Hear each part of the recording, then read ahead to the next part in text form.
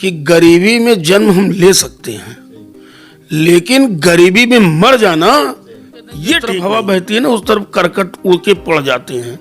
लेकिन हवा के विपरीत ये जय जयकार नहीं होती और कुछ करने वालों की कभी हार नहीं। हवा के विपरीत चलने से पहले आपको ये चीज आपको मन में गवाही 24 के सभी दर्शकों को नमस्कार। दोस्तों, कहते हैं कि प्रतिभा संसाधनों की मोहताज नहीं होती है। हर व्यक्ति के पास कोई पारिवारिक पृष्ठभूमि नहीं होती है। हर व्यक्ति राजा नहीं होता है कि उसको सारी संसाधन उपलब्ध हो जाएं तब वो कोई मुकाम को हासिल करेगा। तो न्यूज़ 524 एक एपिसोड चला रहा है कि प्रतिभा संसाधनों की मोहताज नहीं होती है। जो व्यक्ति सफल हो गए हैं सीमित संसाधनों में, न्यूज़ 524 उनको आपसे रूबरू कराएगा।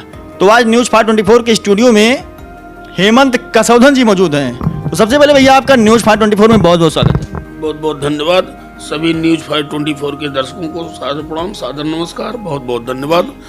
अब तो सबसे पहले हम आपका परिचय कराते हैं।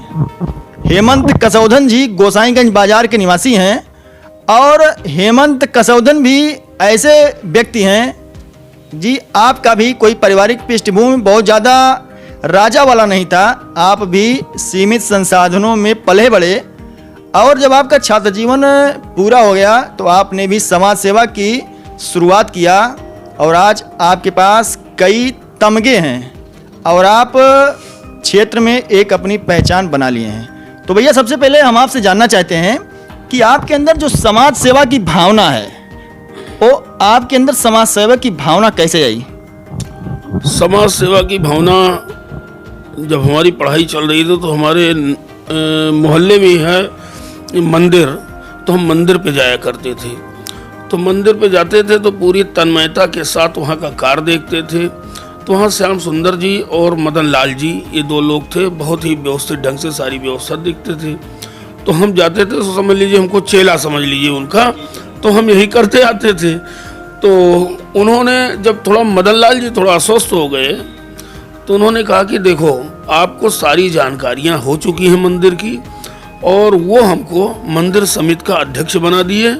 ये लगभग हमारे 25-27 साल की बात हो गई। हमको मंदिर समिति के अध्यक्ष बना दिए और सारा रजिस्टर वगैरह और 3 रुपया 10 पैसा दे करके हमको कारभार हमको सौंप दिया। और फिर हमने जो है वहीं से मंदिर से ही अपना रास्ता चुना और मंदिर पे भगवान का पूजन अर्चन, आना जाना, वहाँ का जन्माष्टमी का कार्यक्रम और बाबा जयंती का कार्यक्रम, नगर संस्थापक की वो जो गोसाईगंज नगर बसा है ये उनकी मंदिर है और उनकी समाधि स्थल है। साल में एक बार रोड चढ़ता है। फिर वहीं से थोड़ा सा अपना और जागरूकता बढ़ी और अपने वार्ड में, अपने क्षेत्र में, अपने नगर में कार्य शुरू किया और अच्छा लगने लगा। लोगों से सम्मान भी मिलने लगा, लोगों को सम्मान भी देने लगा और इसी से थोड़ा सा हमको अच्छा लगा तो हम आगे बढ़ना शुरू किए। तो सबसे पहले हमारी शुरुआत समाज सेवा की तो हमारे नगर संस्थापक गोसाईगंज के बाबा श्री इच्छाराम भारती जी, जो प्रातः स्मरणीय पूज्य हैं हम लोगों के लिए, जिन्होंने गोसाईगंज नगर को बसाया और उन्हीं के नेतृत्व में, उन्हीं के सानिध्य में हमने काम शुरू किया और उन्हीं की सेवा से आज समाज सेवा जो आप देख रहे हैं ऐसा हो रहा है। ठीक है, तो जैसे कि एक सामान्य परिवार का युवा फर्श से अर्श तक सीमित संसाधनों में कैसे पहुंच गया कि आज उसके पास पूरे नगर के हर कार्यक्रम में भाग लेता है, हिस्सा लेता है और अपने समाज में भी अपनी एक पहचान बना लिया है। अब अभी हमने आपको बताया था कि वहीं से हमारी ललक जगी। तो अगर कुछ ललक है करने की, कुछ अपने अंदर जज्बा होगा तो हमको आगे बढ़ने से कोई रोक नहीं सकता। देखिए, हमारा ये मानना है साफ साफ एक बात का कि जब हमने वहाँ से शुरू किया तो हमने फिर समाज में भी पहुँचा। हम समाज की सेवा करना शुरू किए।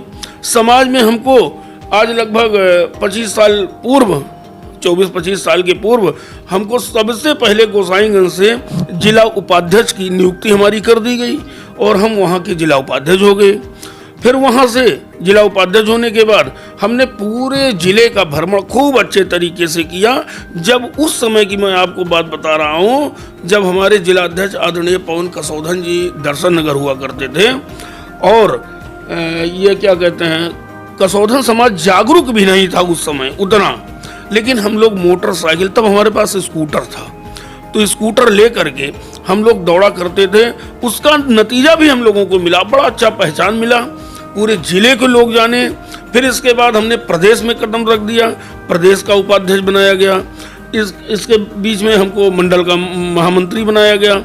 आज हमको पहुंचा दिया गया है कि अखिल भारतीय कसौधन वैश्य महासभा ट्रस्ट के मैं जो है राष्ट्रीय प्रवक्ता के पद पे पहुंचा हूं, और गोसाईगंज में भी मैं प्रवक्ता आबलिक आदरणीय विजय कसौधन जी के नेतृत्व में सलाहकार समिति में बैठ करके समाज के लिए एक व्यवस्था बनाने का कार्य भी करता रहा। चलिए ठीक है, जैसा कि हम और हमारे दर्शक भी यह जानने की इच्छा रखते होंगे, जैसे आपने जब अब इसकी शुरुआत किया तो आपके पास इस समय जो है काफ़ी पद है। जैसे आप गोसाईगंज के दुर्गा पूजा जो समिति देख रहे हैं, आप जो है गोसाईगंज के व्यापार मंडल के भी अध्यक्ष हैं शायद, और आप अपने जो है समाज का भी पदभार देख रहे हैं। तो आप इतना लंबा पद लेके और इतनी जिम्मेदारी लेके समाज सेवा के लिए केवल जो चल रहे हैं, तो आपको जो है कैसा महसूस हो रहा है? हमको तो बहुत अच्छा महसूस होता है।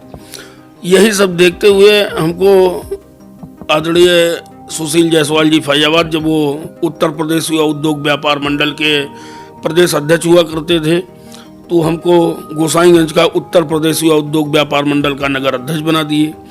और समाज के लोग भी दायित्व देखते देखते समाज ऊपर पहुंचा दिया हमको। सामाजिक संगठन हमारा हमको भी खूब सारा प्यार देता रहा, हम भी समाज से जुड़े रहे। और इसके बाद रही बात केंद्रीय दुर्गा पूजा समिति की, तो आज लगभग 17-18 साल हो गया, 16-17 साल हो गया।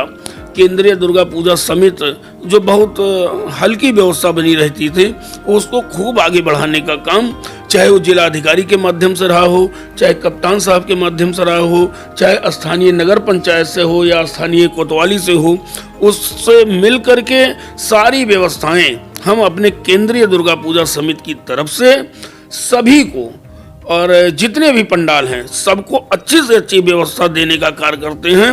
ये समझिए कि बिजली किस तरीके कट रही थी पहले, आप जानते ही हैं, क्या दर्शक भी जानते हैं, लेकिन अभी कुछ ही सालों में, 4-6 सालों से, या चाहे पूर्ववर्ती भी सरकार रही, इसके बीच भी हम लोगों ने MP अग्रवाल DM साहब हुआ करते थे, उनसे लिखा पढ़ी करा करके व्यवस्था बना के शासन से बिजली, सबसे अहम मुद्दा तो हमारा बिजली का था दुर्गा पूजा के दौरान। तो हमने MP अग्रवाल जी से मिल करके और सारी व्यवस्था करके और दुर्गा पूजा को बिजली सुचारू रूप से कराया। लोग प्रसन्न रहते हैं, क्योंकि जनरेटर का भी अभाव हो जाता, तेल भी लगता है, परेशानियां भी होती हैं। एक तो फरमान ऐसे ऐसे जारी कर देते हैं विद्युत विभाग, लेकिन उसको सब धता बताते हुए अपने सहयोगियों के साथ हम पूरी ताकत के साथ केंद्रीय दुर्गा पूजा समिति का कार्यभार देखते हैं। आज हम उत्तर प्रदेश युवा उद्योग व्यापार मंडल से इस्तीफा देने गए थे आदरणीय बंसल जी को, जो राष्ट्रीय अध्यक्ष हैं, तो उन्होंने इस्तीफा हमारा स्वीकार नहीं किया। उन्होंने कहा कि हनुमान सोनी को हम बना रहे हैं अखिल भारतीय उद्योग व्यापार मंडल का अध्यक्ष, और उनके साथ आपको मैं महामंत्री बना रहा हूं, और साथ साथ जो है उत्तर प्रदेश युवा उद्योग व्यापार मंडल भी आपके पास रहेगा। हम बहुत कोशिश किए, चूंकि मैं दायित्व से मुक्त होना चाहता था इससे, लेकिन उन्होंने स्वीकार नहीं किया, और बशर्ते एक पद की बजाय और आदरणीय बंसल जी ने 2 पद हमको दे दिया। तो बस यही प्यार मिलता रहा है और कार्य करते चले आ रहे हैं। आप सबका सहयोग, समाज का सहयोग, नगर का सहयोग, बढ़िया सा कार्य हो, और सबके यहाँ हम आए, सब हमारे यहाँ आए जाएं, सभी लोगों का प्यार मिलता रहे, यही सब बड़ा अच्छा लगता है। और हमें तो बड़ा सुंदर लगता है। व्यवसाय भी थोड़ा मेरा प्रभावित हो जाता है, लेकिन हमको बहुत ज़्यादा फर्क नहीं पड़ता। अरे अब हंसी के लौजे में बता दें कि घर डांट भी पड़ती है, लेकिन वो सब हमको फर्क नहीं पड़ता, और काम समाज सेवा के नाम पे होता रहता है। बात आपकी एकदम सही है। जब व्यक्ति जो है समाज की सेवा में उतर जाता है, तो उसका जो है जीवन बड़ा जो है व्यस्ततम हो जाता है। वो अब उसके लिए उसका व्यापार, घर और परिवार में वो बहुत कम जो है समय दे पाता है। जैसे जो उदाहरण तौर पर जब यहाँ पे गोसाईगंज में दुर्गा पूजा होता है, तो आप लोग इतनी व्यस्तता रहते हैं कि कहाँ पे लाइट जाना है, कहाँ पे मूर्तियों का जो है विसर्जन होना है, घाटों की सफाई हुई कि नहीं हुई इत्यादि आपकी जिम्मेदारी होती है। तो जो इसका जज्बा है, ये जो समाज सेवा वाला, इसके लिए व्यक्ति अपना व्यापार तक जो है प्रभावित कर देता है और अपने परिवार को समय नहीं दे पाता है।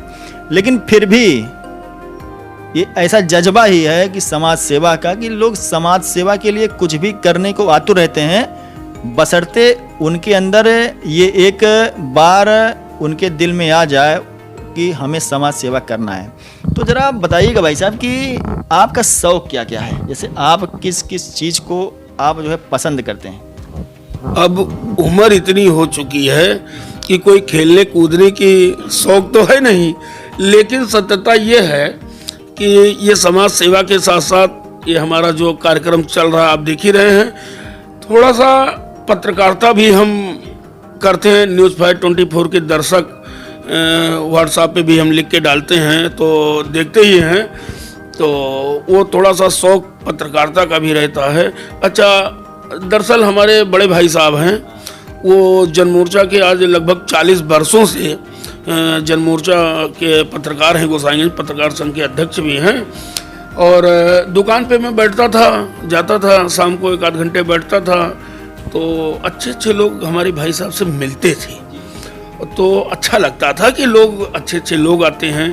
तो उसी को देख के उन्हीं से प्रेरणा हमको मिली कि अगर अच्छा कार्य करोगे, बढ़िया कार्य करोगे तो कहीं ना कहीं कुछ ना कुछ होगा। तो हमने समाज सेवा के साथ साथ ये एक ही शौक़ हमारे पास है, जो आज न्यूज़ 524 के दर्शक देख भी रहे हैं और शायद मेरे लिखे हाथों से उसको पढ़ भी रहे हैं। ये हम बता दे रहे, यही मेरा शौक़ है और बहुत ज़्यादा शौक़ नहीं है कोई। आपकी बात सही है, क्योंकि जब चाहे वो पत्रकारिता हो चाहे वो समाज सेवा है, दोनों एक ही चीज़ है। पत्रकारिता भी समाज सेवा में भी आता है, और इसका जिस व्यक्ति को इसका शौक़ लग जाए, जैसे गांव में देहातों में कहते हैं भैया शौक़ चर्रा गया है, तो जिसको इस शौक़ लग जाता है वो फिर अपना टाइम निकाल के अपना सब कुछ, जैसे उस किसी को घर जाना है और किसी के यहाँ कोई बीमार हो गया है, तो व्यक्ति उसकी जो है परवाह नहीं करता है और समाज सेवा के लिए, खबर को चलाने के लिए, खबर को दिखाने के लिए वो मौके पे पहुंच जाता है।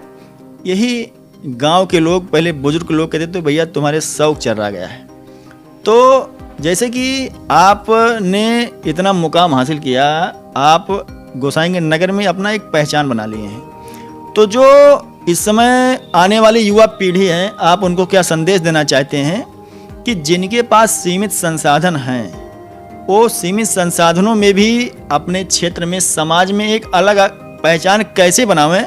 क्योंकि दोस्तों, पैसा ही पहचान का माध्यम नहीं होता है। आज के समय में लोगों के पास बहुत पैसा है लेकिन उनको कोई जानने वाला नहीं है। तो पैसा को अगर आप दरकिनार कर दें तो पैसा भी आवश्यक है, लेकिन पैसा रहने के बावजूद आप दर्शक समाज के लिए क्या कुछ कर पाएं जिससे उनके ना रहने के बाद भी लोग उनको याद करें?